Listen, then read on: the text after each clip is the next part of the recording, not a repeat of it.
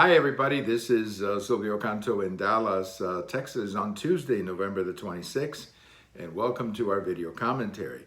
You know, I have a post over at the American Thinker this morning, Tuesday morning, where I talk about what is happening in Mexico and why we need to pay attention to what is happening in Mexico. I'm sure all of you heard about the women and children who were killed in the north of Mexico.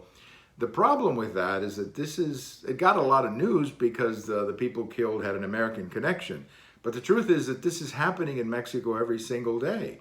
Homicides are running at an all-time rate. I mean, the shootings in Mexico, particularly in certain areas of the country, are becoming pretty much the thing every day, the news of the day. On top of that, you now have stories of the cartels trying to get into industries to diversify their business, if I could put it that way. Recently, they were trying to get into the avocado business because that's an industry that exports to the United States. So when you add all of this up, on top of that, you have a Mexican economy at the moment that is not growing. Now, this is very unusual because usually the Mexican economy follows the American economy. If we're doing well, they do well.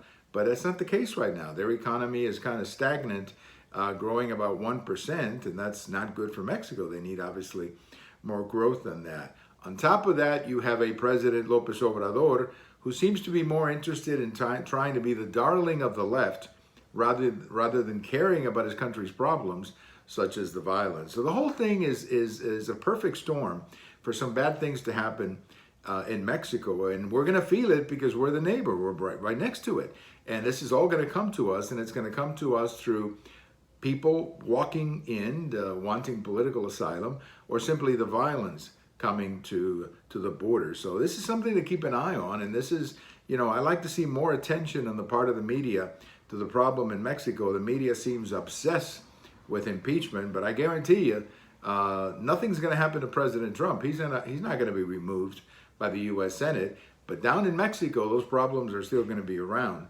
after all of this impeachment nonsense finally goes away. Thank you for watching. We have all of these on YouTube, on Twitter, and on my blog. And if today is your birthday, happy birthday. Bye-bye, everybody.